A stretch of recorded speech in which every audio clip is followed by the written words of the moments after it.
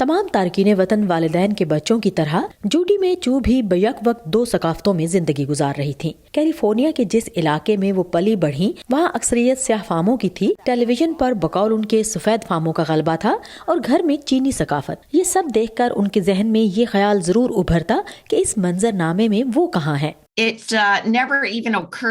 مجھے کبھی یہ خیال نہیں آیا تھا کہ میں یہاں تک پہنچ سکتی ہوں، اور اس کی وجہ میرے سامنے کسی رول ماڈل کا نہ ہونا تھا۔ بچپن میں انہیں لگا کہ چونکہ وہ ریاضی میں بہت اچھی ہیں اور زیادہ تر ایشیائی امریکی بھی یہی پڑھ رہے ہیں تو انہیں شاید کمپیوٹر سائنس پڑھنی چاہیے۔ مجھے اپنی منزل کا ادراک اس وقت ہوا جب میں نے یونیورسٹی میں ایشین امریکن اسٹڈیز کا مضمون لیا۔ تب مجھے سمجھ آئی کہ ایشیائی امریکیوں کے ساتھ کیسے امتیازی سلوک ہوا اور کس طرح ان پر انتہائی خوفناک جابرانہ قوانین نافذ کیے گئے۔ یہی وہ وقت تھا جب انہوں نے اپنا ڈگری پروگرام تبدیل کر کے نفسیات میں پی ایچ ڈی کی اور 20 سال تک درس و تدریس سے وابستہ رہیں۔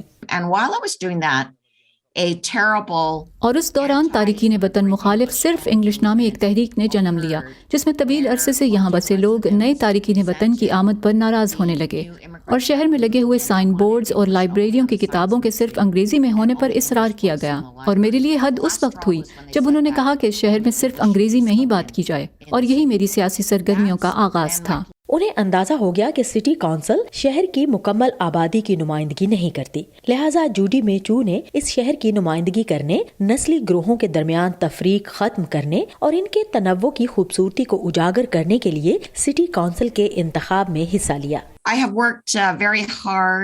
میں نے ہر عہدے پر انصاف، مساوات اور مثبت تبدیلی کے لیے سخت جدوجہد کی ہے۔ میں کووڈ-19 ہیٹ کرائمز ایکٹ کو نافذ کرنے اور اس پر دستخط کرنے میں پیش رہی، جو کہ کورونا وائرس کی وجہ سے ایشیائی باشندوں کے خلاف ہونے والے نفرت پر مبنی خوفناک جرائم کے جواب میں تھا۔ وہ سمجھتی ہیں کہ امریکہ کا تعلیمی نظام لوگوں کو ان کے متنوع پس منظر کے بارے میں تعلیم دینے کے لیے کافی کام نہیں کر رہا ہے، اور بقول ان کے یہ بات گزشتہ 2 سالوں میں ایشیائی باشندوں کے خلاف نفرت انگیز جرائم سے بہت واضح طور پر سامنے آئی ہے۔ لیکن جس بات سے وہ متاثر ہوئی ہیں وہ ان 2 برسوں میں دیگر گروپس کی جانب سے اظہار یکجہتی اور مدد تھی۔